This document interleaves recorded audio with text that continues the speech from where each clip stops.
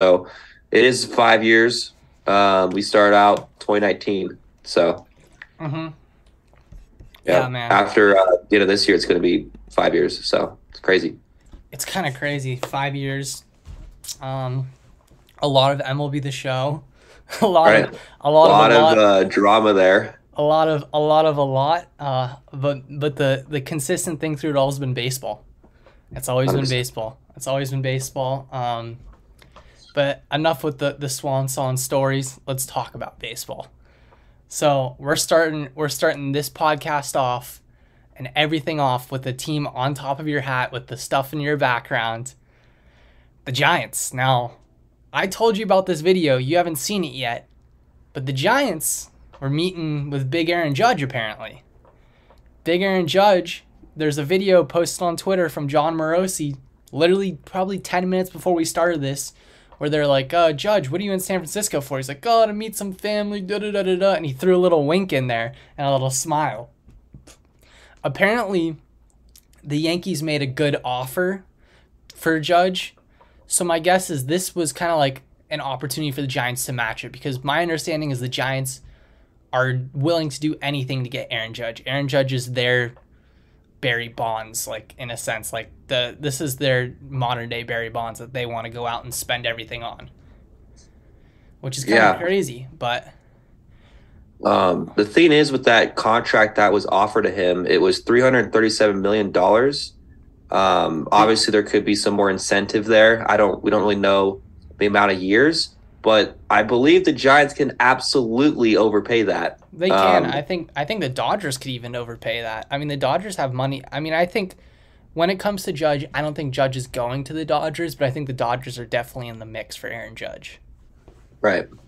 And apparently, there's already a deal earlier this week, just like between business owners for New York, that they would never have Judge go to the Mets. If he was to stay in New York, it would be the Yankees, which is kind of crazy to think about, like Yeah, how there's two owners can really just agree with that. there's some Um, there, it was considered tampering apparently, right. something And along those obviously, lines. that could just be complete speculation. He could absolutely be a New York Met, but hearing just something like that is kind of baffling, for a big time star like this. For sure, 100%. It's definitely baffling, but I mean, at the end of the day, he's one of the most marketable athletes right now. You know, and he's one of the most fun baseball players to watch, and he attracts the young crowd. But he's from a baseball sense. How long of a contract are you really willing to give him? He is 30 some odd years old, and it's not like you can hand him a Bryce Harper or Manny Machado contract. Right. And this was the first year where he was fully healthy, and he Yeah. was actually, himself the whole entire year without even worrying about an injury, especially with his obliques or anything in his legs. But that's where I would really focus on, like the contract. If it's 8+ years, that might be a little worrisome. I don't see the Giants going any farther than 8 or 9 years, but I mean, what am I supposed to know about Farhan Zaidi, right? He Hmm. hasn't really had a big time sign yet since he's been there. His biggest one could be an extension for Brandon Crawford, or even, but he wasn't Johnny Cueto, but yeah, definitely like Brandon Crawford for 2 years. So Hmm. the payroll's super low right now. No one's getting paid. Besides like Descafani, Alex Wood, Tommy La Stella still getting paid a lot. Jock Peterson just, got Took his offer. So, he took the um, qualifying offer. Yeah. right. So it's going to be very interesting to see at least this next week to see where Judge is thinking. I think this move's going to be very soon. I think at first I thought Judge was gonna be a long, like off, like one of those players that like it seems like the big dogs take forever. But Mhm. once I heard that the Yankees thought they made a substantial offer to him, and I'm pretty sure the Yankees, I don't know the exact details on the contract for the Yankees, and I don't think it's public, but I swear reading something like the first 2 seasons they're going to pay him 50 million a year for the first 2 seasons, which is That's very that's aggressive. unheard of in sports, period. Not baseball, not basketball, not soccer, not football, sports. And I mean, like, it's aggressive, especially for a guy. How many times has Aaron Judge played over 100 games in a season? That's what I want to know. I honestly think it was only one time. I'm going to look it up right now to not, bullshit with you, but I think it's only one time. There's another player like that this free agency that I've kind of called bullshit on, and a lot of people have kind of like ignored the fact that this person's done that. And that another player that's like that is Brandon Nimmo. He's only played 2 seasons where he's played over 100 games in his career. So I completely lied. I guess it's just bias from the media telling you that Aaron Judge is injured all the time, because in 2017, 155 games. That's a 2018, 112, which, still time missed. That's a little 2019, 102. 2021, 148. So that's a lot better than Brandon Nimmo. I mean, the fact that Brandon Nimmo's only played over 100 games 2 times in his career, and his rookie season was 2016, that should be really scary. But hey, the Rockies want to give him $25 million a year. Be my guest. Right, and I mean, they pay guys like Chris Bryant to die over there anyway. Why not? To rot on the IL anyways. So that's their MO, I guess. Yeah. But I mean, hey, I think Judge he's definitely going to capitalize on it. I mean, if Judge is smart, for him as a player, he should definitely stay with the Yankees. I think with his image, he should stay with the Yankees. Because New York's the most marketable city, and B, how many home runs is he going to hit at Yankee Stadium compared to what's your guys' stadium called now? Chase Field? It's Oracle. And there's I don't know why I said Chase. There is like some sort of website where you can look up how many home runs Aaron Judge would be able to hit. Oh, and Baseball Savant? Yeah. I believe so. You can check. I don't know how to do that, but I've heard of it. Yeah, you can just go to their page, and you just kind of scroll far enough down, and it'll tell you how many per stadium. It'll tell you if they would hit more at this stadium, less at another stadium. Like, for example, a super random one was like Eric Hosmer hit like 18 home runs last year, and he would have hit 27 at Angel Stadium. Like, it's super random like that. And it's just kind of like, I mean, I was thinking about it, and everything that Hosmer hit that almost left was like pulled down the line. So I could see how you could take advantage of a stadium like that. Right, but there really isn't an advantage for Oracle. So here we go. We got it. The question is, how many less home runs did he hit? 64 home runs in 2022. Yeah. And this is funny. In Angel Stadium would be 67. Holy crap. Isn't that weird? Why Angel Stadium? Is Angel Stadium the most hitter-friendly ballpark? What are we missing here? Well, Colorado is. He would have had 73. Same with the Reds. But oh my God, guess how many he would have had with the Giants? How many? Like 61. Really? So he's debunking the whole theory that Yankee Stadium is a Little League. He does hit balls 500 feet. Yeah, he doesn't.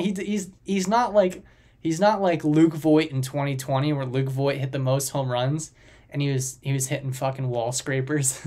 Yeah, I'm trying to see like the lowest possible. It looks like it was the Cardinals. No, the Royals. No. The Tigers, 51. I could see that. I mean, but still, he's hitting over 50 home runs at any stadium. That just shows his worth right there. That's crazy. I like that stat. That's super cool. Isn't it cool? Baseball Savant has some crazy stats, man. You can see pitchers' mixes, how the pitch breaks, and stuff like that. But to discuss another player, we're going to talk about an ex-NL West foe, and Cody Bellinger. There is a sweepstakes for Cody Bellinger. So many teams are interested. Why do you think so many teams are interested in Cody Bellinger? It's his center field capability of tracking down fly balls. Simply put, there are so many center fielders that get paid. For example, Jackie Bradley Jr., who does not have a bat, but he's able to field. And you're going to have more guys being seen as this as the time goes by, when you see in the playoffs where there are balls in the outfield that are being dropped. Simply put, and it's literally affecting not only the game in the series, but the series as a whole. So you saw it with the Phillies for a little bit, but you mainly saw it with the Yankees in left field. And that is just one huge thing. Like, Cody Bellinger could change a series based on his fielding capabilities. That's your reason? 100% only reason right there. My reasoning is this. He's had 1 bad year and 2 mediocre years since he won the MVP. He's only 27. It's very possible that he just needs to change the scenery, because he hasn't had a change of scenery yet. And he could come back to the old Cody Bellinger, which, even as a Padres fan, and maybe you think this is a Giants fan, 2019 Cody Bellinger is fun to watch.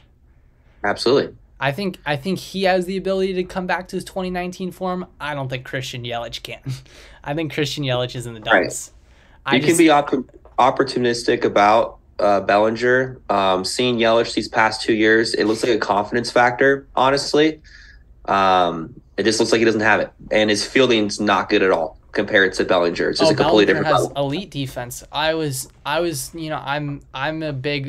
in a big argument where I would be willing to trade Trent Grisham for starting pitching because teams like the Marlins and even the Blue Jays think that Grisham's valuable Mhm. because he is a really good defender. Like he's won 2 Gold Gloves in 3 years, and center field, which is supposed to be your best defensive position, or one of them. And I would trade Grisham to any team that would take him for a starting pitcher, so you can run a 6-man rotation, sign one more guy. But besides that, and sign Cody Bellinger, because at worst, Cody Bellinger's gonna have the same offense as Grisham. At best, he's gonna be Cody Bellinger that he used to be. You know? Yeah. And there's a lot of people that want Bellinger to go to the Blue Jays to increase the offense, but I don't see it because Springer is an amazing fielder still in center field, and they have a lot of offense already. But the problem is they don't have much offense on the left side of the plate. Mm-hmm. But if you're doing recency bias, why would you, spend $30 million for 2 years or something like that for a player that didn't really have a good offensive year? Yeah, I think the thing with Cody Bellinger is he wants like a contract where he can prove himself, because he's still young enough where he could go out and get a 7-year, $200 million contract, 8-year, $200 million contract. I saw that too. In fact, a lot of people were trying to say that he was signing with the Blue Jays today. I don't even know if he's met with the Blue Jays. Right. I mean, the fact of the matter is, like, the baseball offseason, it's the only offseason where it's slow moving. Like the NFL, the NBA, they all happen in like 12 days and it's over. You blink your eye and 5 signings happen. Yeah. What I would definitely advise Bellinger to do is literally do 1 year, get a 1-year deal, and find a team that is playoff worthy but has a lot of protection. So he's not like getting thrown around all the time. They have to force a pitch to him. They have to, because I've seen way too many swings and misses, like almost Joey Gallo-esque. If he just has a better approach and he has more protection, you're going to see a completely different offensive year. I think it's all mental with his swing and miss currently.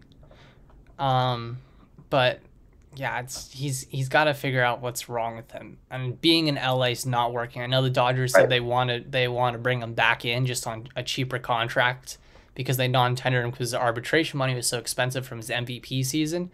But, I mean, you got to realize, like, it's not working in LA, man. Like, Dave Roberts doesn't want to play you. He's playing fucking Trace Thompson over you. Like, Trace Thompson got released by the Padres this year and barely made a team. And then, I mean, yes, he definitely played great for the Dodgers, but at the end of the day, you're supposed to be Cody fucking Bellinger. And you're MVP worthy, and Trace Thompson, the guy's brother who plays basketball is, basically just taking over for you.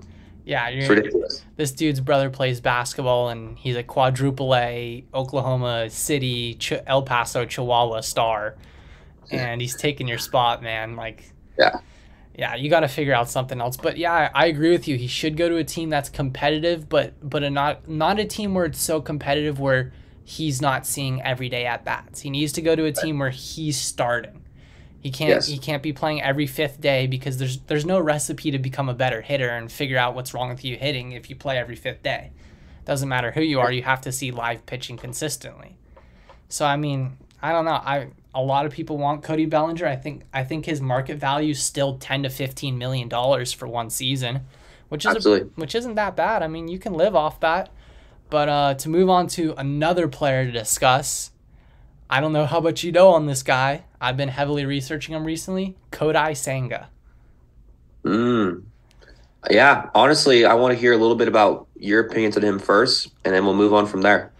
To describe Kodai Senga, and I think I've said this before to anyone who's watching, I would describe Kodai Senga as the same exact pitcher as when Ohtani originally came over to America. He doesn't have anything besides, Ohtani had a good fastball, obviously. He had a really good splitter, and then his breaking stuff was mediocre. That's what Kodai Senga is. except he throws a gyro ball, a fork ball, and it's really dirty. Like if you watch highlights of him, it's really dirty. But he can top 102, and he's a starter. Yeah. He doesn't have a small frame. He has a decent sized frame. He's like 6'2", 200 pounds, nothing crazy. But yeah, I mean, supposedly he's met with like half the league already. He's going he's going around town to town.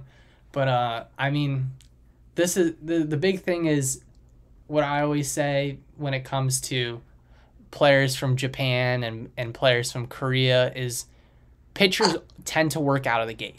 Hitters usually have an adjusting period. So if you're a competing team, it's worth it to go after Kodai Senga.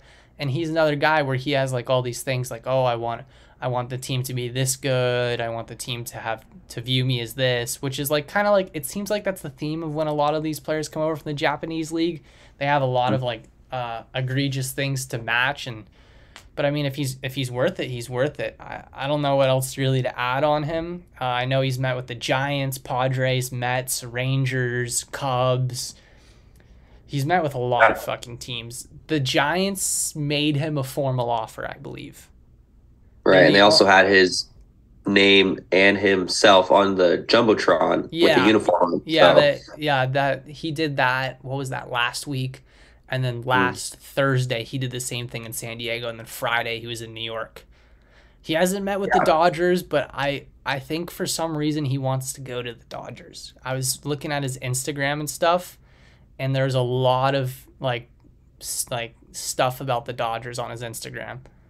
Yeah, well, here's the thing. So I think he should look at other Japanese stars that came over and the mistakes they made based on their marketability. So Shohei went to the Angels and Seiya Suzuki went to the Cubs. And like, yeah, they're great players, but they're not going to get that same attention as if they went to the Mets or to the Dodgers or to even like, well, the Cubs is not that bad, but currently speaking, or the Yankees. He needs to go to a huge market. And I don't really care if he's the fifth starter or the fourth starter. If he's in a huge market, after those first couple of years with that team, he'll get the deal he wants no matter what. Yeah. I mean, he's looking for like a 5-year, $80 million contract. That's his ballpark. That's a lot of money to commit to someone who has never pitched in Major League Baseball. Especially, but it's different from him versus Ohtani because Ohtani was posted by the team that he played for in Japan. This guy's an unrestricted free agent, so he can get free agent money. So it's a lot different of a situation. But supposedly his comp when he originally came over here was he was supposed to get a Yusei Kikuchi contract. You know who Yusei Kikuchi is, right? And I think Kikuchi's contract was like 3 years, $46 million, and it's for whatever reason it's already shot up to 5 years, $80 million. I don't know what's made him that much more valuable, but I think for a competing team, I mean, I'll always try to use the Padres in examples because that's who I think about the most, but the Padres direly need this guy because he's only 29. The Padres don't have a starting pitcher really under contract after this season except for Joe Musgrove. Everyone else is a free agent. Darvish is a free agent. Snell's a free agent. I think Darvish will come back, and I would be very shocked if Snell left. I think if he leaves, he goes to the Mariners. But they need someone long-term. They don't have anyone long-term. And if it seems like the interest level's there, a mutual interest on the guy, so that's definitely very interesting. He's dirty, man. He's really good. There's just a lot of risk there with that long-term, the 5-year. I personally see like, if an owner's smart enough to think about it, 2 years, 35, I think that would be the ballpark. But, you know, these guys, like, I think Seiya Suzuki is a great example of this. It's a huge mistake going to the Cubs. And if he goes to the Padres and he's there for 4 or 5 years, you know, the first 2 years, he better be, you know, what you guys expected based on his stardom. Yeah. But, I mean, the comfort level, at least for the Padres, is they don't need him to be an ace when he shows up, you know? Right. They need him to be the guy that doesn't end up like Mike Clevenger in the fucking playoffs, like can't record an out. Right. He just needs to be able to do his due diligence in the playoffs. But I think he also wants to be an ace out of the gate. And the only team where he could really be an ace out of the gate, out of the teams I've mentioned, is probably the Cubs. Well, I guess the Rangers. Yeah, the Rangers I was thinking too. If the Rangers don't have anyone to sign. Right, and they might go for someone like DeGrom, but I don't really believe that. Them having a new stadium, right? Having players coming up, potentially being somewhere in the market of a 500 team next year. It could be a good move for him, honestly, but not like 5 years. Mm-hmm. Someone in the chat said, talking about the Padres, he wants Senga, Abreu, and a re-signed Jury. I'll love our offseason if we do this. I'm not going to say anything about Abreu, but I'm going to let Justin speak on Abreu because he sees what I see. And I'm just going to let him say it so you hear it from the outside and looking in. All right? Abreu is old. Okay? You have a guy named Josh Bell. Who's 30 in his prime. He had a fantastic postseason, all right, based on what I've seen. And you don't want to risk a guy who lost all of his power coming over to San Diego and changing any chemistry. You already have Josh Bell with that chemistry. Keep him. Do not get Abreu. Do not. Just don't. Exactly. Dude, Abreu's swing, you know who Abreu's swing reminds me of? Do you know the guy on the Padres, Azokar? No, I do not. Oh my God. This guy barely hits the ball at the infield and he has the same exact swing as Abreu. He's just not morbidly obese. If he was morbidly obese, he would hit 15 home runs at like Abreu. But I mean, no, Abreu. I'm completely out on Abreu. He wants like $20 million a year. He is not worth it. No leadership is worth that much money. Mm-hmm. All right, I'm gonna give you a situation here with the Blue Jays. So we're gonna talk about the Blue Jays real quick. Start one, bench one, cut one, because they have 3 very good catchers right now. By cut, I mean I would say like trade. Trade. Not AAA, trade them. They have trade value. Okay. I'm not saying you have to trade, tell me who you trade them for, but start one, bench one, trade them. You got Alejandro Kirk, you got Danny Jansen, and you got Gabriel Moreno. Who are you starting? Who are you benching? Perfect. Who are you trading? I'm starting Kirk no matter what. One of the best offensive seasons for any of the Blue Jays, honestly, based on consistency in the summer. The man was a unit, like in July. Love the man, just from that alone. I want to bench star talent, potential talent, and that's going to be Moreno, It's going to be him. It's going to be the rookie. We got to get him in there and keep him in the franchise, obviously. So Jansen's an easy trade. Easy. That's what it seems like it is. But from my understanding, they're willing to depart with whoever they get the best offer for. In that case, send Alejandro Kirk to San Diego. Imagine the situation from Tijuana playing at Petco Park. His Wario-shaped body. I would go down to San Diego for opening day to see that. Dude, the Mexican fan base would go crazy. They would go insane for Alejandro. I actually like that, but that means you have to start Jansen. That's fine. We're starting a movement. We're starting the movement now. I mean, you're killing the Blue Jays. You're killing them. I actually don't. I don't know. I don't know truthfully what the Blue Jays think of who they would start and all that, but I mean they're filing it out. It seems like they're trying to make trades that are like win-win trades between winning teams. I'd expect them trading a catcher to be kind of similar to how they traded what's his name, Teoscar recently. Yes. Now we'll move on to another catcher situation. If you're one of these organizations, being the Cubs, Cardinals, Astros, I think those are the main ones that are in the market for a big-time catcher. Is there any teams I'm forgetting? Maybe the Giants are. Honestly, Giants could be considered possibly in the market. Are you trading for Sean Murphy or are you signing Wilson Contreras? Oh, my goodness. So you're talking about just the Cubs in general? Just the Cubs, any of those teams that are in the market for a catcher. If you're the GM, what are you doing? I have to go Contreras. The only reason why is he can be consistent value, not only like with his power, but he just gets on base. Am I mistaken? Like his batting average is super low, but his on base is incredibly high. He walks a lot, yes. Let me just double check that because I don't want to complete bullshit this. He, I believe, strikes out a lot. from what Everyone I'm strikes out a lot now, though. Everyone does. right, which could lower the OPS a lot though. So let's see. 45 walks this last year, 103 strikeouts.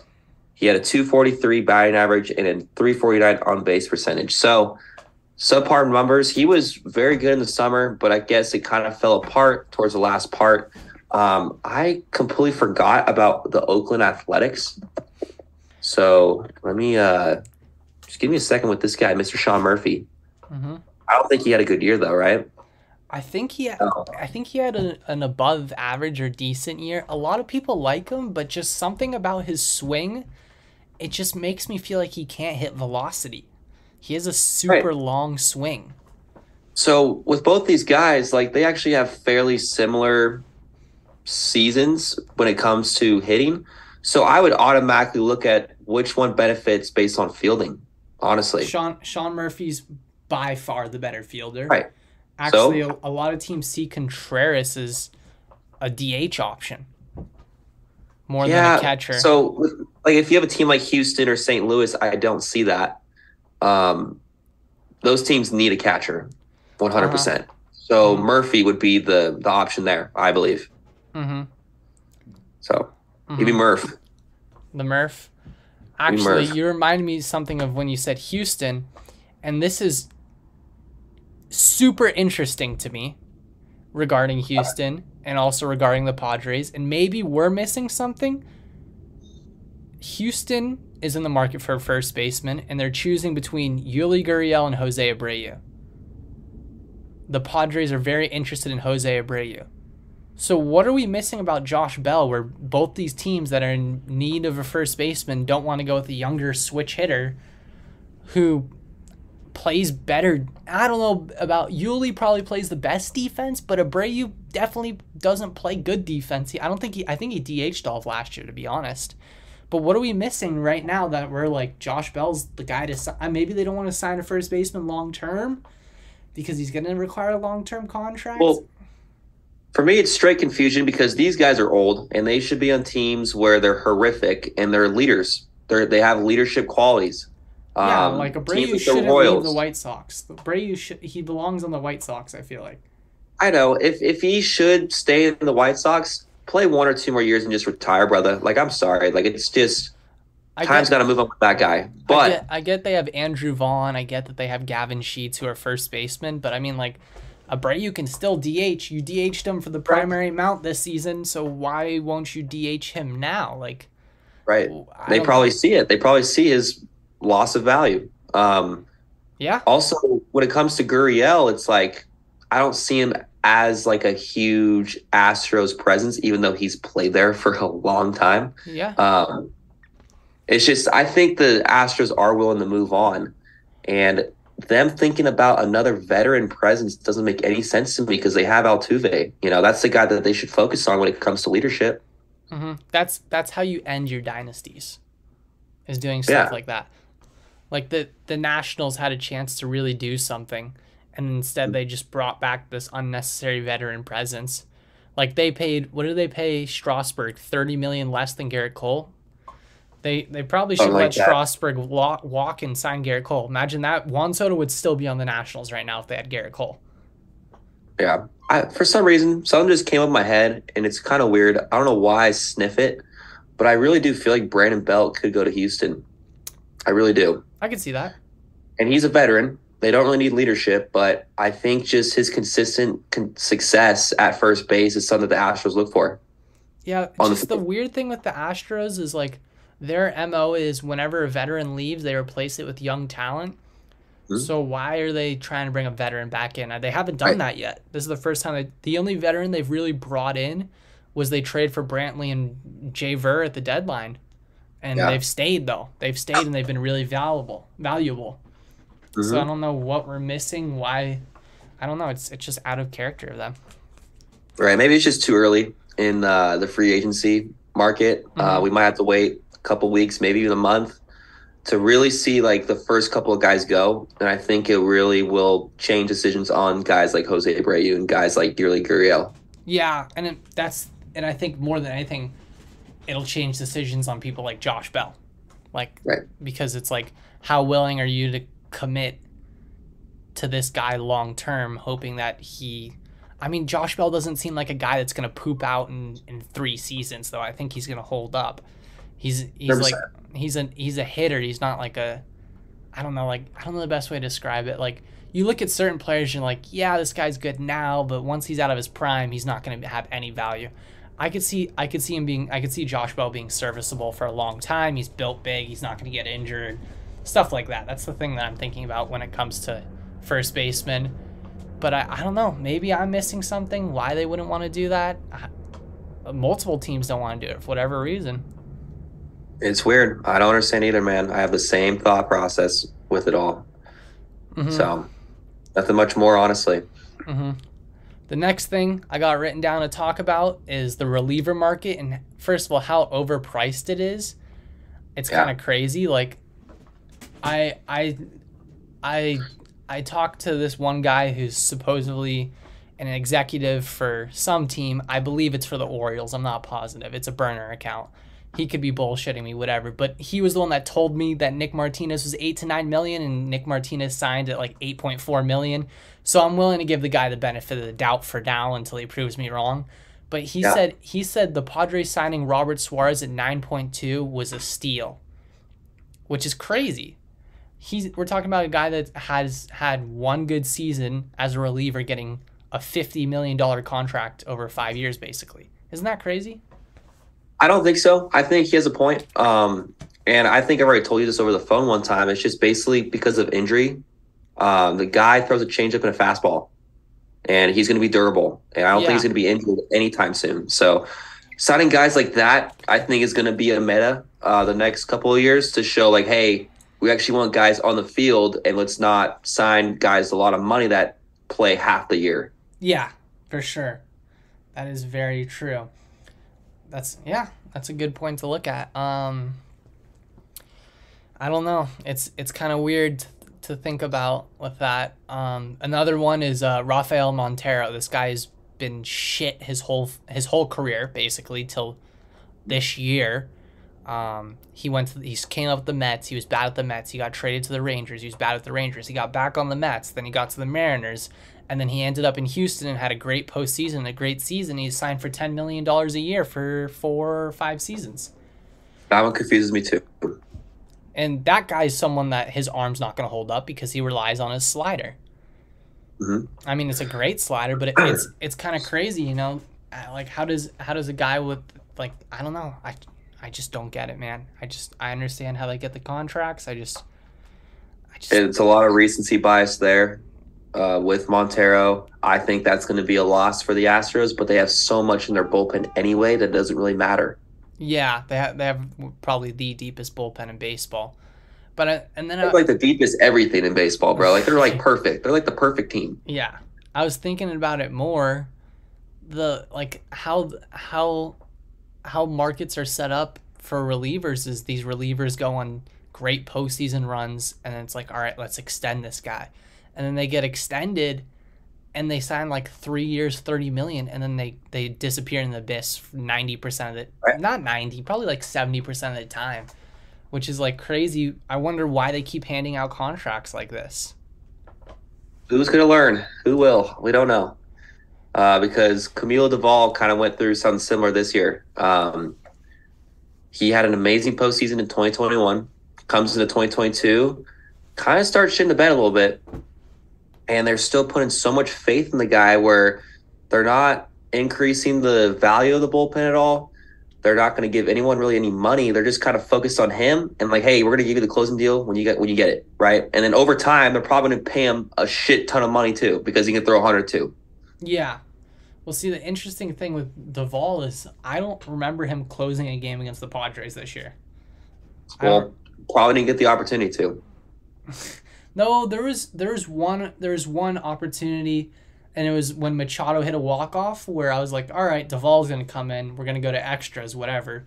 Guy throws 102. No one on our team can hit velo. And then I see fucking Rogers trotting in. And I was like, oh, shit. We got an opportunity here. He throws 78. He throws 78, and he's, leaving a 78-mile-an-hour fastball down the dick to Manny Machado. And I'm like, oh, it's over.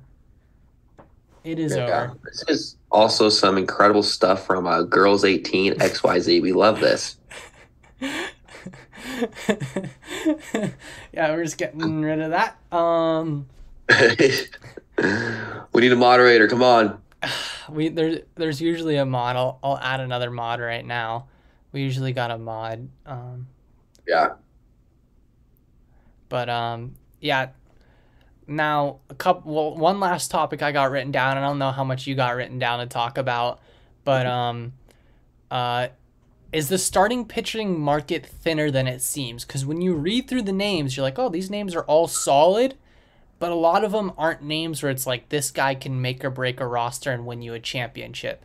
I don't know if you know how many free agent starters there are. There's a lot of names where it's like, oh, I know Nate Eovaldi. Oh, I know Jameson Taillon. Oh, I know Johnny Cueto. Oh, I know it's so-and-so, so-and-so, and so-and-so. But it's like these guys either have crazy injury history. They're either pitch-to-contact pitchers, which pitch-to-contact pitchers are probably going to suck this year because the shift's gone. It's like there's so many interesting factors to it where it's like, oh, what is really the value of the market? It's like, I think right now, besides Jacob deGrom, Justin Verlander, think of the big names off the top of my head. And Rodon, too. Rodon, I was about to say Rodon. I'd throw him up there, too. I would say that Kodai Senga is probably the next up, in my opinion. And then you got like just a lot of interesting, like what I would consider a silver to gold at MLB The Show. Like a lot of guys. Say high silver. I see a lot of high silvers. You have like Taijuan Walker. You have Michael Wacha, Michael Lorenzen, Kyle Gibson. These guys, like, yeah, they could be on a playoff team. They could really help out a franchise, but they're going to be number 3s, number 4s, or even bullpen depth. They're going to be overpaid number 3s, number 4s. They're going to get like exactly. They're going to get like $18 million a year, and you're like, this is the number 4 guy in your rotation, and that's like the dilemma the Padres are having right now. It's like, how much do we sign? Because we need a number 4 guy. How much do you sign him for? Right. And all I got to tell you, dude, is like all of these teams should underpay pitchers this year and wait for next year. If you look at the players that are going to be up next year, you'll understand what I'm saying. Oh, I'm on the sign Johnny Cueto to the Padre train. I'll come down and watch him start every game, dude.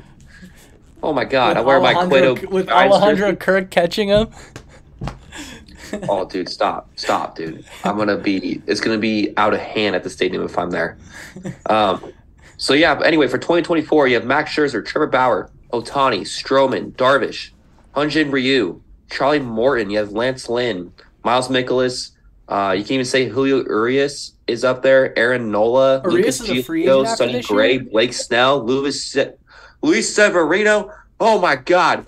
Yeah, we can't look at 2024 just yet, but literally underspend on any pitcher, undervalue it, and if you don't get them, who gives a shit, dude? Like, get some trades going. Do not sign these guys. Just don't do it. The chat's moving behind Cueto to SD.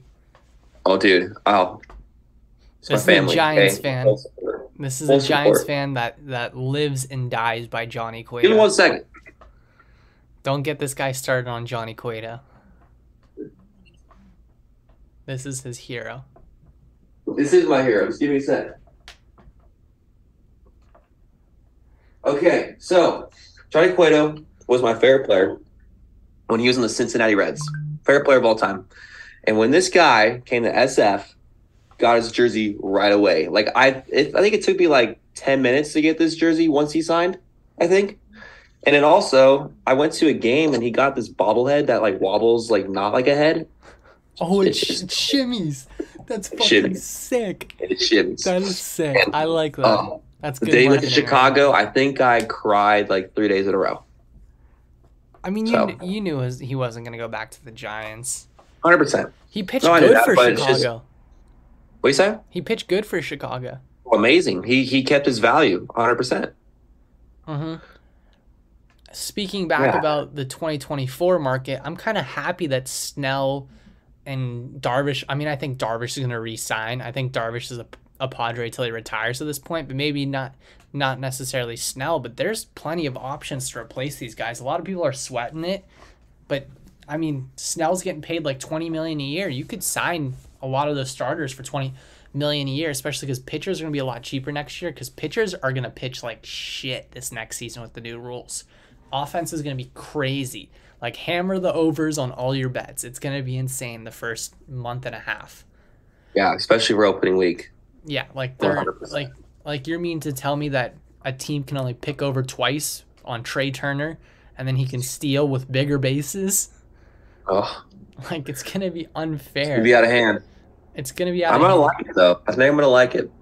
It's going to be a lot more offense. It just kind of it depends on your style of baseball. Yeah. If you're a big offensive guy, I love an offensive showdown, but I also enjoy a pitcher's duel more than anything else. Mm. I mean, I don't know. I think they had the recipe right in like 2020 where they had the juice balls and people could use spider tack because you saw elite pitching, and you also saw moonshots, and then like halfway through last year and this year where there's no juice balls, no spider tack. Like, I am pro spider tack. I'm one of the rare people. People will get mad at me for that. I'm about it. Like, everyone's like, oh, it's cheating. First of all, you're not going to drill as many people because pitchers have more control when they use it, and it makes pitching more fun. Literally, there's an interview of Pete Alonso. They're like, so what do you think about pitchers using spider tack? He's like, I prefer it because they have more control, and when people are throwing 102-mile-an-hour fastballs, I don't want to get drilled in the dome by it. Exactly. Yeah. He's not wrong. Yeah. He I'm right there with you. He is not wrong at all. Is there anything else you'd like to share and talk about? Got one thing. I got a question for you. All right. What is one player, a free agent, that you think is confident enough to go to this team, like you can see it, but it will change like the whole dynamic of not only that team, but that whole entire division? Like one free on any team? Like, And I'll start so then you can actually have time to think about it. okay. And it is a shortstop going to the NL East for the Phillies. It's Trey Turner. Replacing Gene Segura, putting Gene Segura at second if you want. I honestly don't really care. But having Trey Turner with that kind of speed. They denied Gene Segura's option. He's a free agent. Oh, boy. Oh, boy. So they would put Stott at second and Turner at short. Yeah. If that happens, I think it's going to change that whole entire division. And you're going to see the Braves go for someone like, I don't know, Jacob deGrom. They're going to try to get anyone they can to, like, you know, counterbalance that. And they'll probably try to keep Swanson on top of that as well. Interesting. But yeah, I got Trey Turner. My player, that's a good one. One of my players, and this one, you're going to have to follow me when I say this, Carlos Rodon in the NL West. Oh, fuck. There's like 3 to 4 teams that could really sign Carlos Rodon this offseason. I would say the Padres could, if they're willing to spend on Kodai Senga, I think they're willing to spend on Carlos Rodon. The Dodgers have free money. The Giants want to bring him back. The Diamondbacks want to spend and get an ace of their rotation. I think whoever gets Carlos Rodon is going to win 10 to 15 more games with morale because I think he's a great leader and a great pitcher and something that every single rotation needs because, I mean, I don't think there's really an innings eater on the Dodgers right now. There's Arias who's an innings eater. There's Gallen's definitely an innings eater. But when you have 2 innings eaters on your team, it changes your whole entire season. It keeps pitchers healthy. Yep. And here's mine for Rodon. So this team got rid of Montgomery, and they had a really hard time having depth, like 5 or 6 innings with starting pitchers. It's the Yankees. You think he's going to the Yankees? See Rodon being a lefty in New York. I see it. I don't know, man. I think it's definitely hey, if they lose out on Judge, they need to start thinking about rebuilding. They'll get a shortstop and a starting pitcher. I guarantee it. They'll get Correa. Dansby. Dansby seems like a Yankee out of the 4. Dansby, Correa, and Rodon. Like, not both of those shortstops, but either or. Yeah. Or Trey Turner, for crying out loud. Doesn't really matter. Definitely not Bogarts. No, I don't see that. No, Bogarts isn't going to the Yankees. Nope. I mean, I could see that. I mean, I think Rodon's. I don't know. It's just like between him and Jock, they saved that Giants team from being like 30 games below 500 this year, in my opinion. I could agree with that. I just want to see Gabe Kapler out of there. Honestly, that's what I want to focus on. So until we do that, we can start winning ball games. I mean, Farhan's a smart guy, you know? He's a smart guy.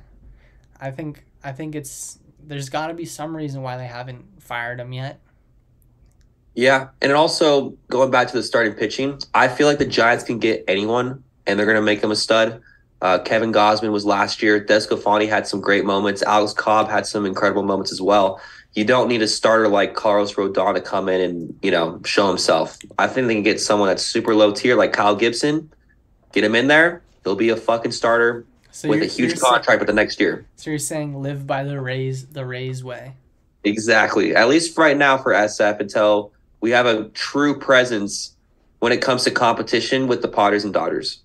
Yeah, I mean the Giants believe they have that competition, but honestly, in my opinion, I think the Diamondbacks are going to be better this year.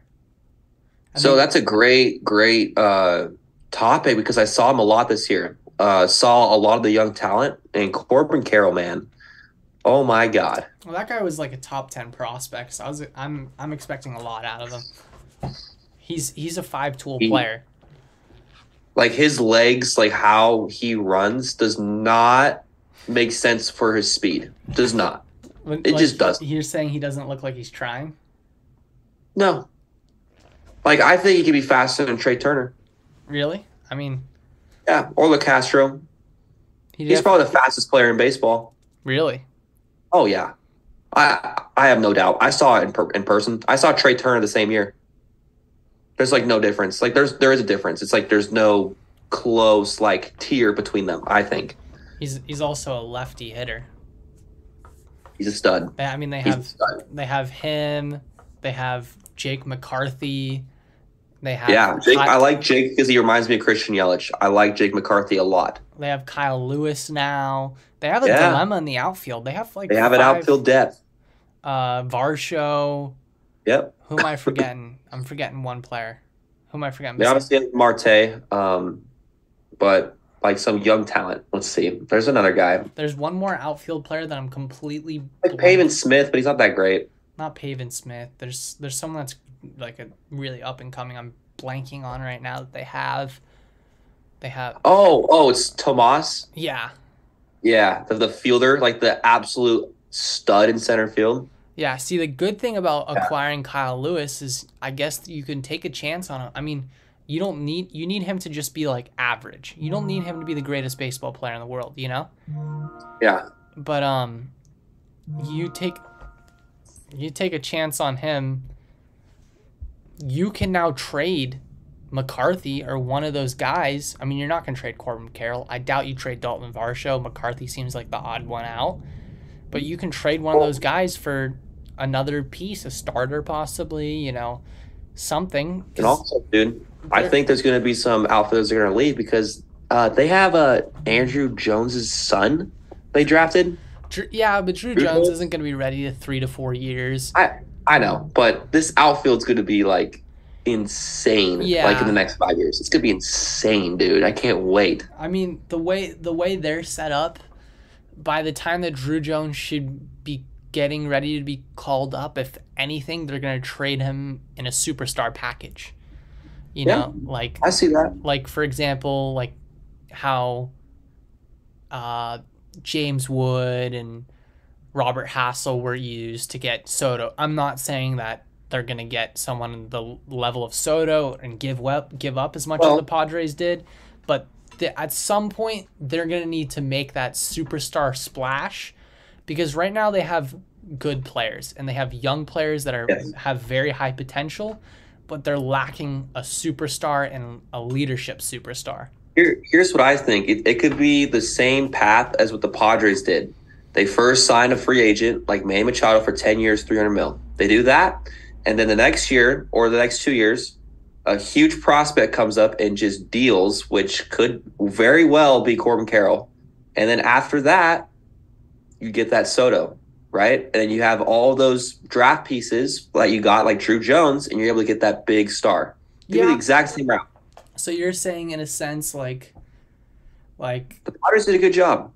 contract wise, in a sense, it would be like Ketel Marte's almost like the Will Myers contract, where it's like the first ball to fall, and It could then very well be. Absolutely. you kind of go from there, and they sign. Who knows? They are one of the teams that are in on these major shortstops. They could magically Yeah. sign Carlos Correa, who would be that type of guy for them, like how Manny Machado was for the Padres. You sign Correa, Corbin Carroll breaks out. Next thing you know, you're a piece away from being a World You know Series team for what? the next 5 years. Just get Aaron Judge. Come on, Arizona. Get Aaron Judge. Aaron Judge is 10 years, he's a little 300 too old. mil. He's Get it done. What?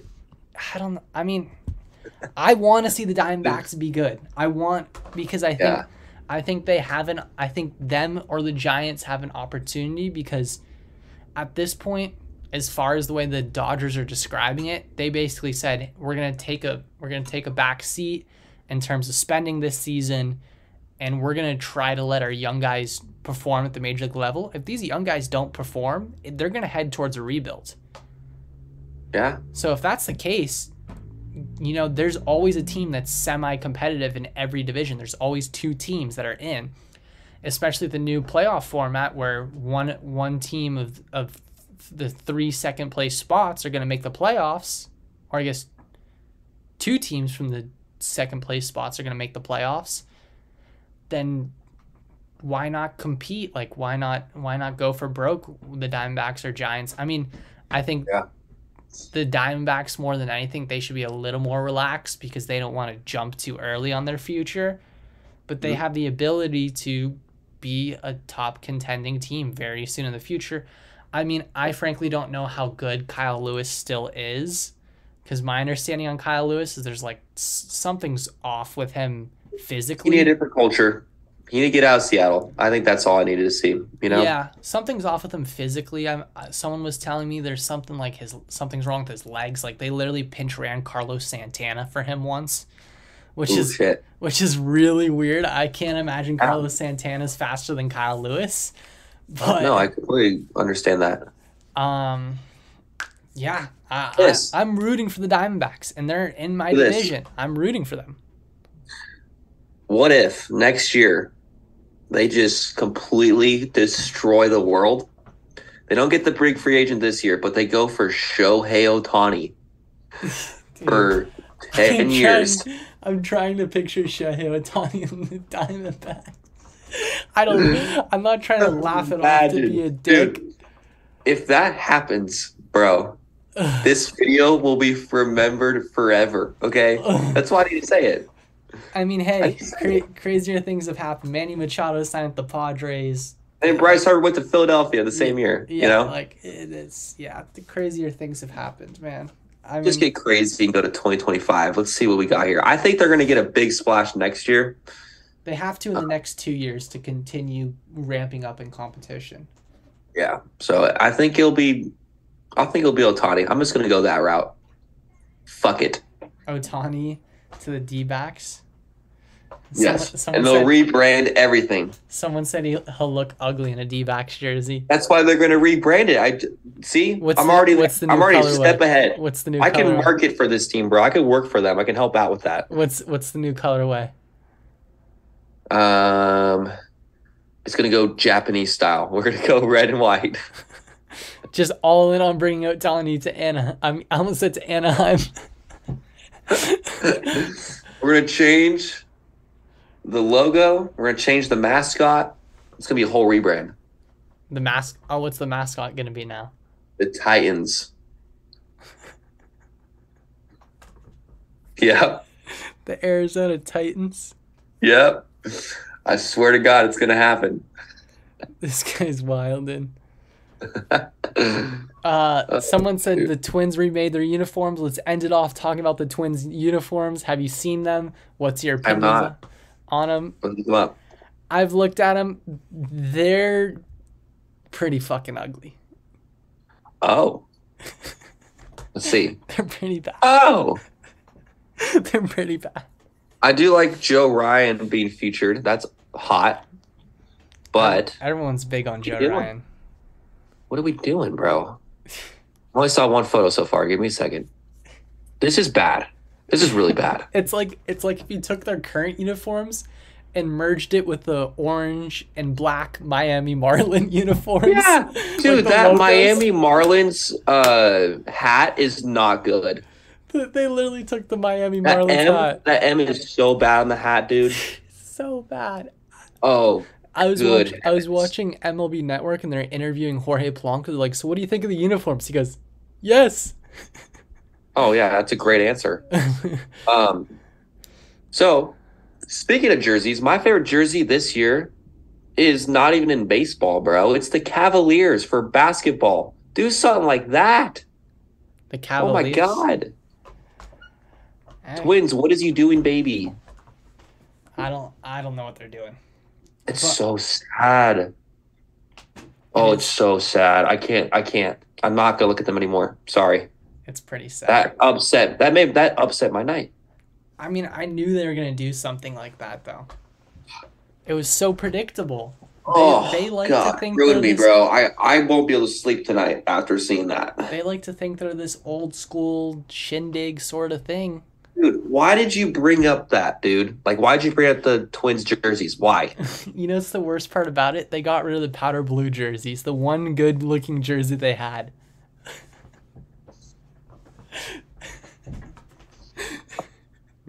Fuck! Oh, sorry. I'm sorry. I'm sorry. They fucked up. Oh, I hope my hat got in that camera, but that was. Are you serious? The powder blues. Their one good jersey's gone. Oh, that was a great, bro. Oh, that was an awesome throw. All right, I think this is a good time to wrap the first episode up. Thank you guys so much for dropping by. Everyone subscribe to Justin's YouTube channel. It'll be down in the description below once I add it. I swear I'm not gonna not shout him out. I appreciate that. He dedicated all the time in the world, including a ridiculous hat throw at the end. But that's all I have to say. We were talking about baseball for an hour? That was like 30 minutes, bro. Dude, it goes fast. Every time I've done this, it's gone fast. I don't know what else to add. I'm going to say peace from me. Anything else you want to add, Justin? Gabriel Gaming, I agree. Powder blue looks so good. It should be for almost every team in the league, but that's just my opinion. Imagine if I'm trying to picture like the Giants wearing powder blue with orange. No. That's an exception. We're not doing that. I could see the Padres with like the yellow and brown. That wouldn't be that 100%. bad. That wouldn't be that bad. It would not be bad. It's like the Brewers, just with brown, which makes it worse, but I'm gonna make a Photoshop of that now. Okay. All right, but we're out of here. Thank you guys so much for watching. Peace. Okay.